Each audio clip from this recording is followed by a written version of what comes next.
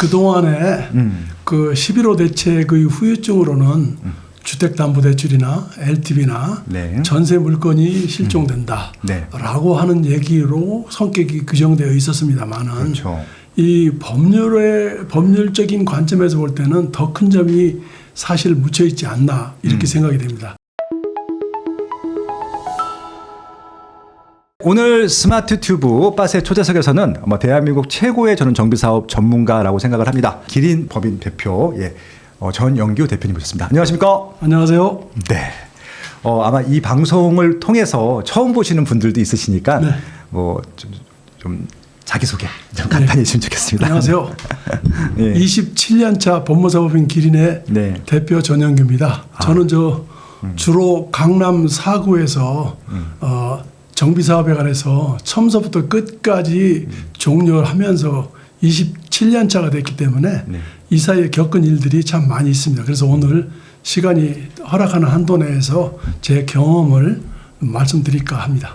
아무튼 우리 정비사업 진행하는 데 있어서는 투자적인 측면이나 법적인 측면에서 가장 큰 역할을 하고 계신 분이라고 생각하시면 될 것 같습니다. 아무래도 지금 가장 시장의 이슈가 10월 15일 대책인 것 같아요. 네, 그렇습니다. 예, 그 이후로 지금 거래가 거의 정지돼 있고 특히 정비사업에는 거의 사형 선고를 받았다라고 하는 표현이 있을 정도로 굉장히 어려운 상황인데 오늘 이제 10월 15일 대책 관련해서 어떤 얘기 해주실 예정이십니까? 네. 그동안에 그 11호 대책의 후유증으로는 주택담보대출이나 LTV나 네. 전세 물건이 실종된다 네. 라고 하는 얘기로 성격이 규정되어 있었습니다만은 그렇죠.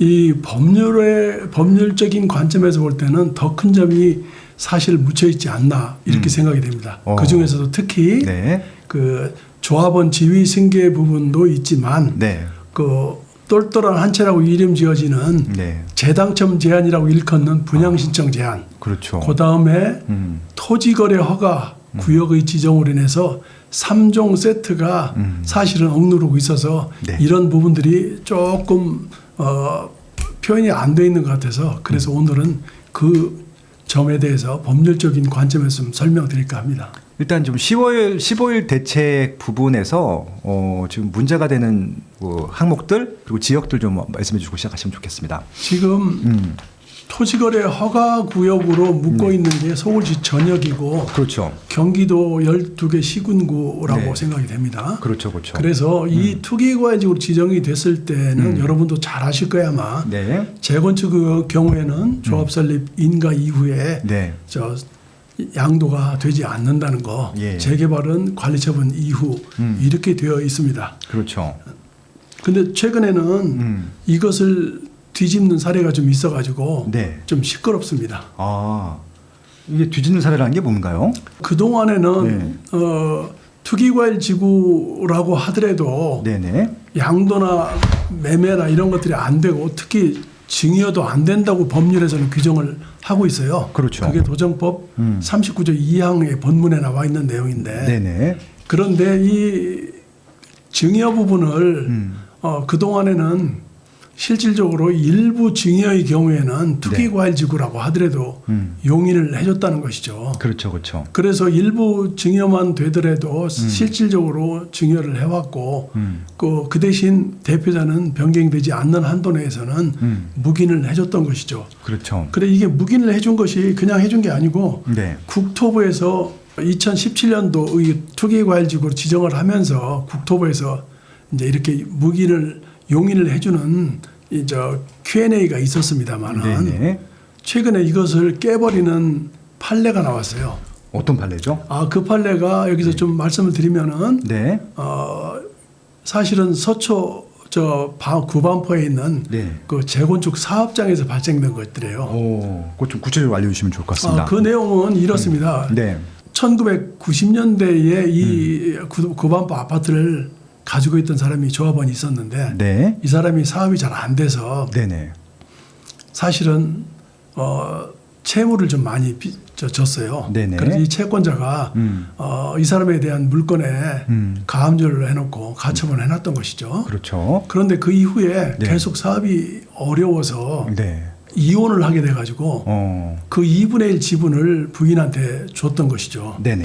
그러니까 공유자로 되어 있었습니다만은 남편이 대표 조합원이고 네.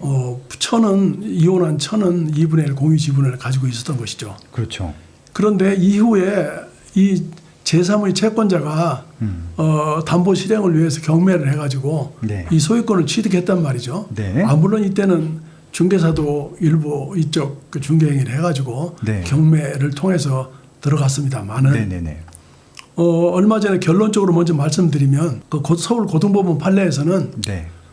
이렇게 경매를 통해서 지분을 가져간 거에 대해서 그 중에서 남편은 10년 소유 5년 거주로 양도를 할 수 있는 조건이 되어 있었어요. 네. 그런데 그 처는 뭐 이혼을 하고 나니까 뭐 딸네 집에 갔다 이렇게 판결문에 나와 있어요. 그래서 네. 용인 쪽에 가 있었는데 세제별 주민등록을 등재를 해가지고 네. 그 딸내미가 그 자기 집에 소유하고 있는데 같이 등재가 돼 있었던 것이죠. 네네. 공유지분하고 합해서 여자는 2주택이 되는 거겠죠. 그죠? 그렇죠. 이랬을 경우에 경락자가 100%를 다 가져가는 게 아니고 남편 거는 10년 소유 5년 거주니까 괜찮은데 네. 여자 거에 대해서는 2주택이기 때문에 네.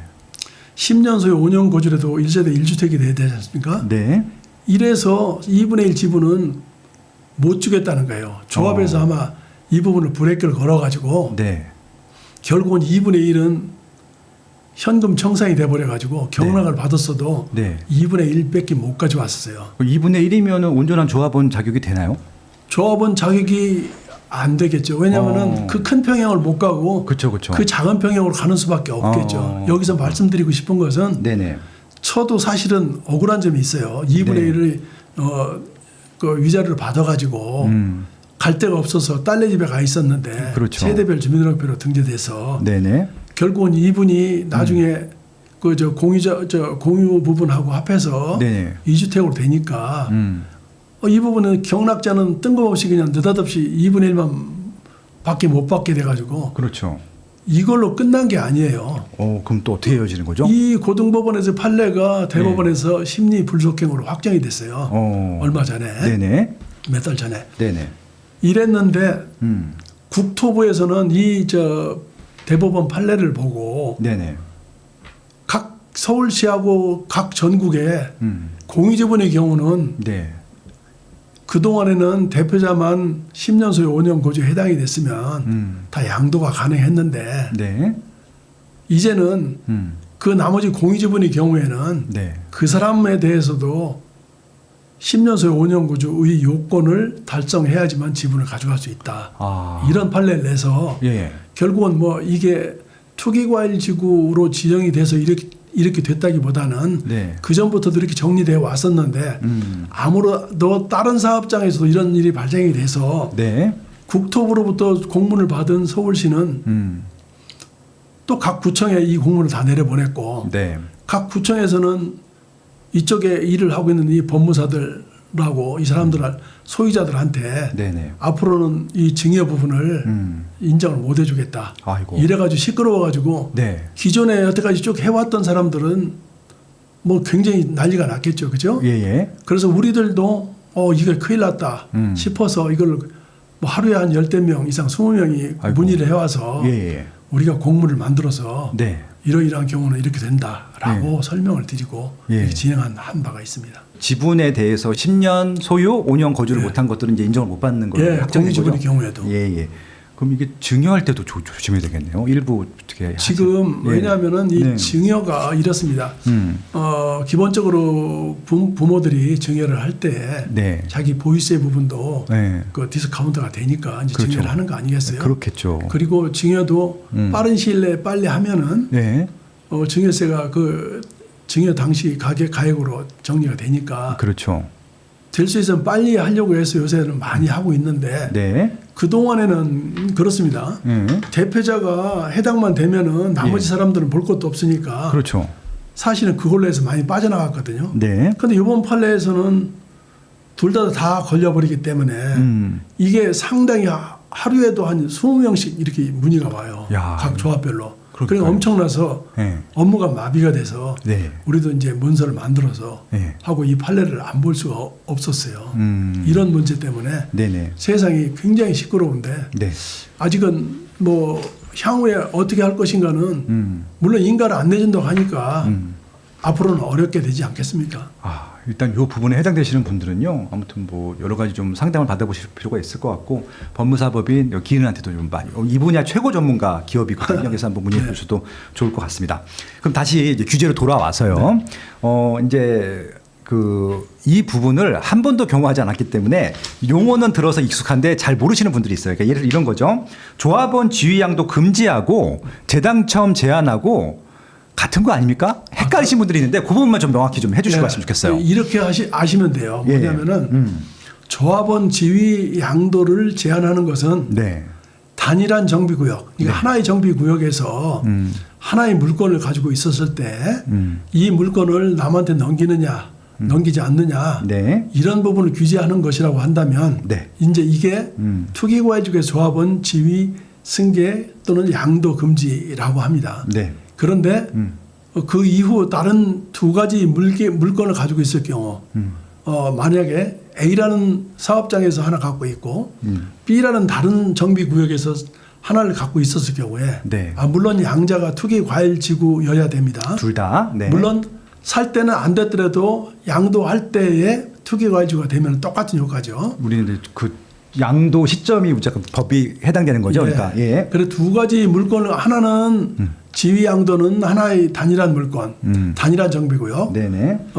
재당첨 제한이라고 표현하는데 이거는 조금 잘못된 용어고 분양신청 제한이 더 정확합니다만은 이것은 정비구역이 다른 투기과일지구 내의 물건을 두 개를 갖고 있었을 경우에 하나를 먼저 받게 되면은 다음 하나는 못 받는다라고 하는 것이고 다시 말씀드리면은 제가 왜 사회적으로 재당첨 대당첨 하는데 분양 신청 제한이라고 고쳐서 이름을 쓰고 있는 이유는 재당첨은 청약 자체를 못하는 것이에요. 청약은 조합원 지분이 아니잖아요, 그죠? 일반 분양 지분이라서 그리고 주택 공급에 관한 규칙에서 규정하고 있는 청약을 못하는 거. 이 박스 편에 보면은 재당첨 제한 7년, 10년 이렇게 되어 있죠. 그렇죠. 근데 그것은 청약을 못하는 것이고 분양신청 제한은 조합원분에 대한 매입한 거에 대해서 분양신청을 하지 못하는 거 이렇게 보시면 되고 재당첨은 거기에 위반되면은 무효가 돼가지고 효력이 없는 거지만 분양신청 제한은 단지 분양신청을 못하는 것뿐이지 그 물건이 날아가는 것은 아니에요. 그래서 이 사람들한테는 그 당시 시가에 따른 현금 청산을 받게 된다는 점에서 재당첨하고 분양신청 제한은 구별을 좀 하였으면 좋겠습니다. 아무튼 지금 뭐 조정 대상 지역이 7년, 투기과일 지역은 10년, 재당첨 제한 뭐 일단 여러 가지 뭐 이런 것들이 있는데 근데 아까 말씀하신 대로 양도 시점에 해당되면 이제 이게 우리가 샀을 때 매수했을 때는 규제적이 아니어도 결국은 소급해서 적용하는 것이 아니냐라는 한 논란들이 있는데 이것들은 우리가 어떻게 좀 받아들이면 될까요? 그러면은 일단은 독자들이 이해할 수 있게끔 분양 신청에 대한 케이스 중에서 대표적으로 먼저 사례를 먼저 얘기한 다음에 법률을 얘기하는 게 좋을 것 같아요. 알겠습니다. 그래서 이 한남 3구역의 경우에는 이 기사가 이런 기사가 떴어요. 여기 기사를 좀 읽어보면은 한남 3구역을 갖고 있었는데 3년 전에 영등포에 있는 재개발 사업장에서의 일반 분양을 당첨된 사례가 있었어요.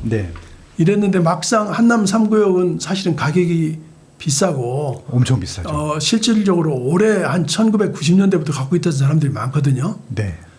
그런데 여기 아다시피 저 표를 보시면은 그 유명한 파리 대책 지금하고 똑같아요. 맞습니다.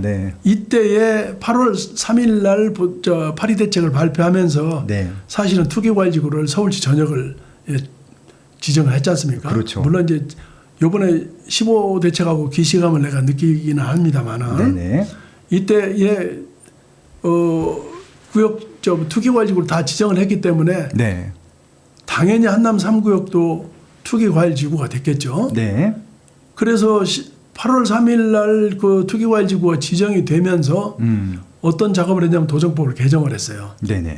그 개정을 한 내용을 보면은 이 당시에 재개발 사업장의 경우에는 투기과일지구라도 조합원 지위 승계를 제한하는 규정이 없었어요. 네네. 잘 아시다시피. 그렇죠. 그런데 이때 투기과일지구로 와장창 지어놓으면서 무슨 행위를 더 덧붙였냐면은 재개발 사업장의 경우에도 앞으로는 관리처분 인가 이후에 조합원 지위 승계가 안 된다라고 하는 규정을 뒀어요. 네네. 그 규정을 둠과 동시에 여기에 우리 그 법 지금 현재 분양시장 제한이라는 규정을 동시에 둬버렸어요. 네. 이것은 무슨 뜻이냐면은 두 가지 물건을 갖고 있었을 경우에 재개발이든 재건축이든 하나의 물건에 재건축이든 재개발이든 관계없이 뒤에 있는 물건이 재개발 재건축 어느 것이든지 걸리게 되면은 네. 이 양쪽에 걸리게 되면은 하나를 못 받게 하는 조문을 뒀어요. 네. 그런데 이제 그 부칙에다가 이런 걸 뒀어요. 뭐냐면은 2017년도 10월 24일 날 이 법조문을 개정을 하면서 이 법은 공포한 후 즉시 효력이 발생이 된다고 해놓고 네. 다만 그렇다고 하면은 2017년도 10월 24일 이전에 갖고 있던 물건들은 사실은 이 분양시장 제한에 걸리지 않아야 되지 않겠습니까? 그렇죠. 그런데 단서를 다루는 것이 2017년도 10월 24일 이전에 갖고 있던 물건을 가지고 있었다 하더라도 법조문이 없더라 하더라도 그 이후에 추가로 주택을 하나 더 갖고 있게 되면은 네. 분양시장 제한에 걸리도록 부칙을 뒀어요. 어떻게 뒀냐면은 그 뒤에 것이 관리처분 인가를 받거나 또는 일반 분양을 받게 되면은 앞에 것은 분양신청을 못 받는다. 사실 그래서 그렇다고 하면 법에 소급 적용하는 거 아니겠어요? 그렇죠. 지금 좀 말씀하시는 대로 소급 얘기가 그래서 나오는 거예요. 그래서 이런 규정 때문에 다 이쪽을 대입을 해보면 네. 저 한남 3구역의 현금 청산 대상자 216명 이렇게 나와 있어요. 와. 네. 여기에 보면은 네. 이 기사에 보면은 관리 처분을 하려고 하다 보니까 네. 이 투기과일지구에서 지정이 됐던 이 당시에 그 영등포도 투기과일지구로 지정이 됐었거든요. 네. 그러니까 이 사람들이 한참 지나고 나서 이 사람이 좀 현재 물건을 갖고 있는 사람은 1990년대에 갖고 있었던 사람이에요. 오. 그러던 사람이 이제 2023년도에 6월 달에 관리 처분을 이제 받기 전에 네. 영등포에 있는 도시환경 정비 사업에서의 일반 분양을 청약을 신청을 해가지고 아이고. 일반 분양으로 당첨이 된 거예요. 그렇죠. 이게 이제 우리 지금 말씀하시는 네. 부칙에 관련되어 있는 내용인데 네네. 그러니까 앞에 게 갖고 있다 하더라도 뒤에 거가 2017년도 10월 24일 이후에 물건을 가지고 있든지 새로 샀든지 아니면은 일반 분양을 받아 당첨을 했든지 네. 이랬을 경우에는 뒤에 거 앞에 것은 못 받는다는 얘기예요. 아. 이렇게 되면은 결국은 이렇게 된 사람이 216명이라는 얘기예요. 이게 그러니까 이 한남 3구역에 대해서만 지금 현재 대표적으로 나와 있는데 네. 어느 현장이 어떻게 걸릴지는 아무도 몰라요. 그렇겠네요. 그래서 야 1990년대에 갖고 있던 물건을 법이 2017년도에 바뀌어놓고서 네.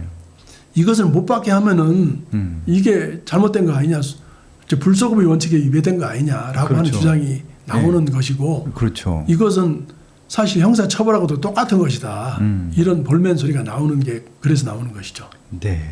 아유, 그럼 결국은 이거 뭐 법을 바꿀 수는 없는 이상 이건 그냥 따라야 될 수밖에 없겠네요.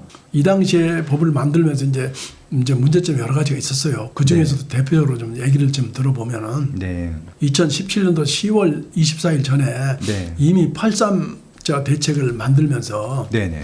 투기과일지구로 또는 조정 대상지역으로 묶으려고 다 준비를 했지 않습니까? 그렇죠. 그리고 분양 신청까지 두드려가지고 네. 이때 이제 그 유명한 그 사건이 있죠. 왜 흑석 무슨 선생 해가지고 김은경 선생님. 예. 네네. 그래가지고 이 사람이 흑석에 있는 조합원 지분을 매입을 했어요. 네, 매입을 한 게 네네. 여러분들은 잘 아시다시피 매입한 건 잘못된 게 아니지 않습니까? 그럼요. 뭐 열심히 그런데 해서. 예. 이 당시에 이미 법안들이 준비가 돼 있었고 개정안이 준비가 돼 있어서 이쪽에 관심이 있는 사람이라면 누구든지 알 수 있었어요. 네. 그 내용을 보면은 네. 이런 내용이 들어가 있어요. 아까 말씀드린 대로 분양시장 제한을 받으려면은 앞에 거나 뒤에 거나 재개발이나 재건축이 어느 정도 하나 걸려야 되죠. 네. 그런데 이 당시에는 재개발은 안 걸렸었단 말이죠. 그런데 10월 24일 날 법을 바꾸면서 재개발도 걸리게 해야지만 분양시장이 걸릴 거 아닙니까? 그렇죠. 예. 이때 경과처지를 둔 거예요. 뭐냐면은 이 법 공포한 후에 재개발의 경우는 분양시장 걸리는 것은 공포한 후 3개월 이내에 네네. 사업시행 인가를 신청한 분부터 적용한다. 이런 규정을 뒀는데 예. 까마귀 날자 배 떨어진다고 네. 이분이 매입한 게 막 사업시행 인가를 신청한 사업장이에요. 그래서 오해를 받게 된 것이고 네네. 결국은 뭐 나머지 환수금도 다 됐다라고 됐는데 네. 이 당시에 그 법률이 지금하고 기시감을 느끼는 것은 네. 그저 투기과일지구로 지정을 함과 동시에 조합원 분양신청 제한도 재개발도 걸어놓고 하나를 갖고 있는 사람도 제한을 걸리게 했지만 네. 2개를 갖고 있는 경우에는 네가 알아서 선택해라. 아이고. 이게 여기서부터 사실은 똘똘한 한 채가 이렇게 나오는 거예요. 결국 똘똘한 한 채에 대한 것들이 이렇게 좀 정리가 되네요. 누구도 가르쳐 주지 않지만 꼭 해야 하는 일. 나에게 가장 가까이 있지만 멀게만 느껴지는 일. 남들보다 빠르게 시작하는 것이 유리한 일. 내가 하고 있는 일은 내 집 마련과 투자입니다. 교통망, 상가, 입지, 세금, 청약.